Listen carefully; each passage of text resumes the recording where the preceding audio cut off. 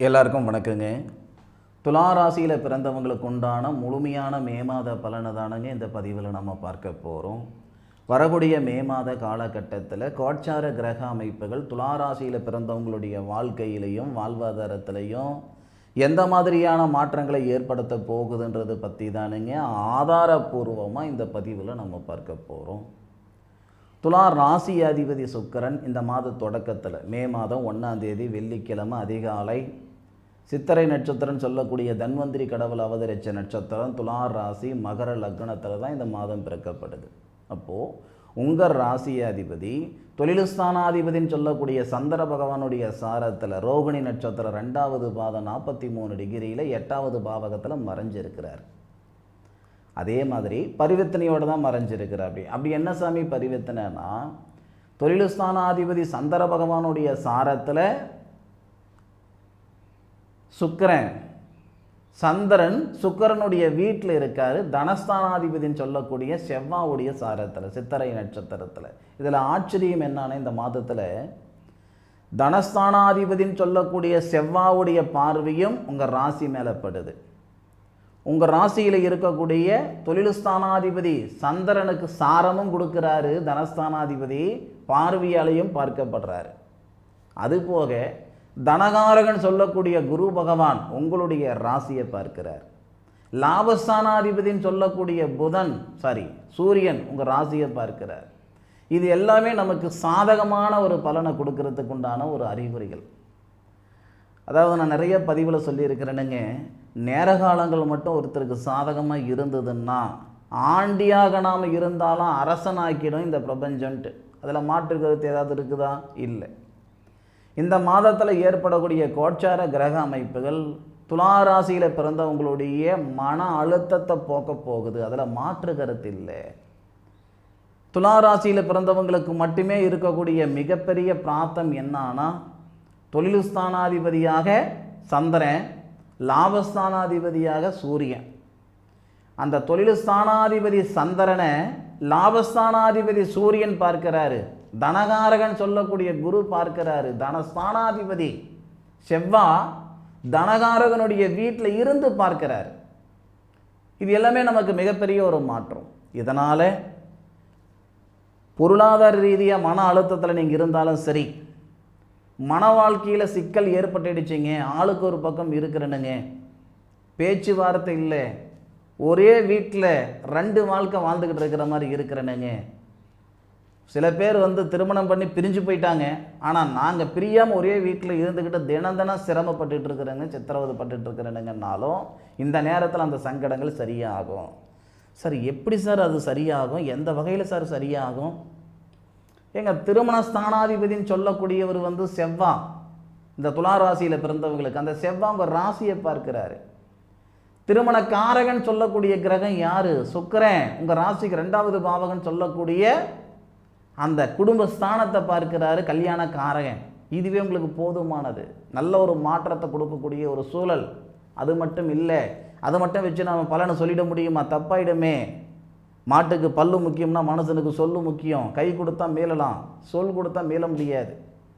ஐன சுகஸ்தானாதிபதினு சொல்லக்கூடிய புதன், ஒரு கணவன் மனைவி அப்படின்னா ஒரு ஒரு இல்லற வாழ்க்கைக்கு ஐன சுகஸ்தானாதிபதி பலமாக இருக்கணும்னு சொல்லுவாங்க. அப்போ அந்த புதன் அஸ்வினி நட்சத்திரம் சொல்லக்கூடிய கேது பகவானுடைய சாரத்தில் இருந்து சரியாக நமக்கு ஒரே ஒரு டிகிரியில் மேஷத்திலிருந்து உங்கள் ராசியை பார்க்கிறார். அதே இடத்துல சூரியன் இருக்கிறாரு. பரணி நட்சத்திரம் 16 டிகிரியில் இருக்கிறார். 5 டிகிரிக்குள்ளார சூரியன் பக்கத்தில் எந்த கிரகம் இருந்தாலும் அஸ்தமனம் ஆகிடும். அப்போ ஐன சுகஸ்தானாதிபதினு சொல்லக்கூடிய புதன் சூரியனோட சேர்ந்து அஸ்தமனம் இல்லாமல் உங்கள் ராசியை பார்க்கிறாரு. இதனால் பிரிஞ்ச காதலர்கள், பிரிஞ்ச கணவன் மனைவிக்குள்ளார ஒற்றுமை சந்தோஷம் ஏற்படுறதுக்கான வாய்ப்புகள் உண்டு. சரி, இது நடக்குமா? முயற்சி செய்து பாருங்கள். அதாவது ஆர்வம்ன்றது எல்லாருக்கும் எல்லா நேரத்திலும் இருக்கும். ஆனால் ஆர்வத்தோட உழைப்பையும் இருக்கணும், உழைப்போட நேர காலங்களும் சாதகமாக இருக்கணும். அப்படி இருக்கிற பட்சத்தில் யார் எங்கே கொண்டு போய் விடணுமோ அந்த இடத்துல இந்த பிரபஞ்சம் அழகாக கொண்டு போய் விட்டுடும். இந்த துளாராசியில் பிறந்தவங்களுக்கு மன வாழ்க்கையில் இருக்கிற சங்கடங்கள் 100% சரியாகிறதுக்கான வாய்ப்பு. கடன் பிரச்சனை கழுத்து பிடிக்கிற அளவுக்கு இருக்குது, இருக்கலாமா இருக்க வேணாமான்ற மனநிலையில் நான் இருந்துக்கிட்டு இருக்கிறேன். எங்க தனஸ்தானாதிபதினு சொல்லக்கூடிய கிரகமும் உங்களை பார்க்கிறாரு, தனகாரகனும் உங்களை பார்க்கிறாரு. இதனால் என் கடனை நான் கட்டிவிடுவேன், கட்டாமல் நான் போக மாட்டேன்ற தைரியத்தை கொடுப்பாரு. ஏங்க கடன் வாங்கிறதுக்கே நமக்கு ஒரு திறமை இருக்குது அப்படின்னா, கடன் வாங்க வச்சிருக்குதுன்னா இந்த பிரபஞ்சம் அதை கட்ட வைக்காதான், அதில் கட்டுறதுக்கான திறமை நமக்கு கொடுத்துடாதான்? எப்போவுமே நம்ம மேலே உள்ளவங்களை பார்த்தே பழக்கப்பட்டுட்டோம், கீழே உள்ளவங்களை பார்க்குறதே கிடையாது. இன்றைக்கும் வீடு வாசல் இல்லாமல், தங்குறதுக்கு இடம் இல்லாமல், சாப்பிட்றதுக்கு திங்கிறதுக்கு சோறு இல்லாமல் இருக்கக்கூடியவங்கெல்லாம் 1000 பேர் இருக்காங்க, எவ்வளையோ பேர் இருக்காங்க. அந்த வகையில் பார்த்தீங்கன்னா நீங்கள் நல்ல ஒரு தகுதியான இடத்துல தான் இருக்கிறீங்க. 1 கோடி ரூபாய் கடன், 1 கோடி ரூபாய் கடன் கொடுக்கக்கூடிய அளவுக்கு உங்களுக்கு தகுதி அந்த பிரபஞ்சம் கொடுத்துருக்கு. அப்போ அந்த 1 கோடி ரூபாய் கடனை கட்டுறதுக்கான சூழல் உருவாக்கி கொடுத்துறாதா? கொஞ்சம் நிதானம். 2வது, இந்த மாதத்தில் வரக்கூடிய கோச்சார கிரக நிலைகளை பயன்படுத்தி பாருங்கள், நிச்சயம் உங்களுக்கு மாற்றங்கள் வரும். அதில் மாற்று கருத்து இல்லை. ஒரு மைதானத்தில் 10 பிள்ளைங்க ஓடுறாங்கன்னா 10 பிள்ளைங்களுடைய மனசுலையும் நான் தான் முன்னுக்கு வரணுன்ற எண்ணத்தில் ஓடுவாங்க, ஒத்த பிள்ளை தான் முன்னுக்கு வருது. அப்போது முயற்சியோட நேர காலங்களும் சரியாக இருக்கணும். மீதி 9 பிள்ளைங்களுக்கு மீண்டும் ஒரு சந்தர்ப்பம் ஏற்படும். இந்த துளாராசியில் பிறந்தவங்களுக்கு நீங்கள் என்ன வேணால் நினச்சிக்கோங்க, இந்த நேர காலங்கள் அதுவும் உங்களுக்கு டேட்டு வரையாக சொல்கிறேனுங்க. 1ஆம் தேதியிலிருந்து 12ஆம் தேதிக்குள்ளார இந்த பிரிஞ்சு போன கணவன் மனைவி ஒன்று சேர்றது, கல்யாணத்தில் இருக்கிற தடைகள் நீங்கிறது, பிரிஞ்சு போன காதலர்கள் ஒன்று சேர்றதுக்கான வாய்ப்பு கொடுத்துரும்.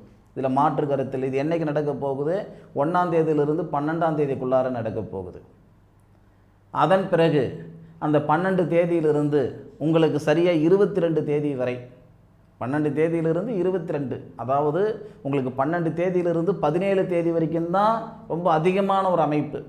ஆனால் 22 தேதி நான் சொல்லியிருக்கிறேனுங்க. எது? இந்த பொருளாதார ரீதியாக இருக்கிற சங்கடங்கள் எல்லாம் சரியாகிறது, கடன் பிரச்சனையிலிருந்து விடுவிக்கிறதுக்கான ஒரு பாதையை கிடைக்கிறது, இல்லை தொழில் ஸ்தானத்தில் மாற்றங்கள் உருவாகிறது. தொழில் ஸ்தானம் மாற்றம்னா மே 1லேருந்தே உங்களுக்கு வந்துடும். மே 1லேருந்தே கிட்டத்தட்ட 16 தேதிக்குள்ளார வந்துடும். உங்களுக்கு 16, 17 தேதிக்குள்ளார வந்துடும். ஒன்று தொழிலில் மாற்றங்கள் பண்ணுவீங்க, இல்லை புதுசாக தொழில் தொடங்குவீங்க, இல்லை இருக்கிற தொழிலையே உங்களுக்கு பதவி உயர்வு அடுத்த லெவலுக்கு போகிறதுக்கான ஒரு சூழ்நிலை உருவாகிறதுக்கு வாய்ப்புண்டு இந்த துளாராசியில் பிறந்தவங்களுக்கு. இதில் மாற்று கருத்து இல்லை. மனுஷனுக்கு முக்கியமானது அதுதானே. குடும்பத்தில் நிம்மதி இருக்குது, சந்தோஷம் இருக்குது, தொழில் நல்லா இருக்குது, பொருளாதாரம் நல்லா இருக்குதுன்னு சொன்னாவே அவன் பணக்காரன் இல்லையா? இந்த நேரம் அப்படின்றது கடவுள் பொதுவாக சொல்கிறேனுங்க, துளாராசியில் பிறந்தவங்க அடுத்தவங்களுடைய வாழ்க்கைக்கும் வாழ்வாதாரத்துக்கும் உறுதுணையாக இருந்திருப்பீங்க. உங்கள் வாழ்க்கைக்கு உங்கள் வாழ்வாதாரத்துக்கு இந்த பிரபஞ்சம் உறுதுணையாக இருக்கக்கூடிய காலகட்டம் இதுதானுங்க. பயன்படுத்தி பாருங்கள். நாகதோஷம் இருக்குதுங்க, செவ்வாதோஷம் இருக்குதுங்க, தாரதோஷம் இருக்குதுங்க, அந்த தோஷம் இருக்குது, அந்த கோவிலுக்கு போனேன், இந்த கோவிலுக்கு போனேன், நிறைய பரிகாரம் செஞ்சு விட்டேன், ஒன்றும் பிரயோஜனம் இல்லை, இது வரைக்கும் கேட்ட ஜோசியமெல்லாம் பொய்யாயிடுச்சு, இது வரைக்கும் செலவழிச்ச காசெல்லாம் செம்பாயிடுச்சு, இது வரைக்கும் கும்பிட்ட சாமியை கல்லாகி போச்சுன்ற சங்கடத்தில் நீங்கள் இருக்கிறீங்களா? இந்த நேரம் நல்ல நேரம். இந்த நேரத்தில் ஏற்படக்கூடிய அந்த கோட்சார கிரக அமைப்புகள் நல்லா இருக்குது. இதனால் தீராத திருமண தடைகள் தீர்ந்துடும். 10 வருஷமாக நான் வரனே பார்த்துக்கிட்டு இருக்கிறேன், பார்த்துட்டு போனவங்களுக்கு கல்யாணம் நடந்துட்டு, நான் பார்த்துட்டு வந்தவங்களுக்கு கல்யாணம் நடந்துட்டு, ஆனால் எனக்கு நடக்கலைங்க அப்படின்னா இந்த நேரத்தில் உறுதியாக திருமணத்தில் இருக்கிற தடைகள் பட்டு பட்டு பட்டு நீங்கள் போகுதுங்க. சூரியனை கண்ட பனித்துளி எப்படி உருகுதோ அந்த மாதிரி உங்களுடைய அந்த அந்த கஷ்டங்கள் நீங்கள் போகுது, எதிர்பார்ப்புகள் பூர்த்தி அடைய போகுதுல மாற்று கருத்து இல்லை. சரியான முறையில் துளாராசியில் பிறந்தவங்க இந்த மாதத்தை இந்த நாட்களை பயன்படுத்திக்கிட்டிங்கன்னா அற்புதமான ஒரு அமைப்பு துளாராசியில் பிறந்தவங்களுக்கு உண்டு. மீண்டும் அடுத்த ஒரு அற்புதமான தருணத்தில் துளாராசியில் பிறந்தவங்களை சந்திக்கும் வரை உங்களிடமிருந்து விடைபெறுவது உங்கள் வீட்டு ஜோதிட நண்பனான மா காளிதாஸ் மணிகண்டன். திருச்சிற்றம்பலம். வாழ்க வையகம், வாழ்க வளமுடன்.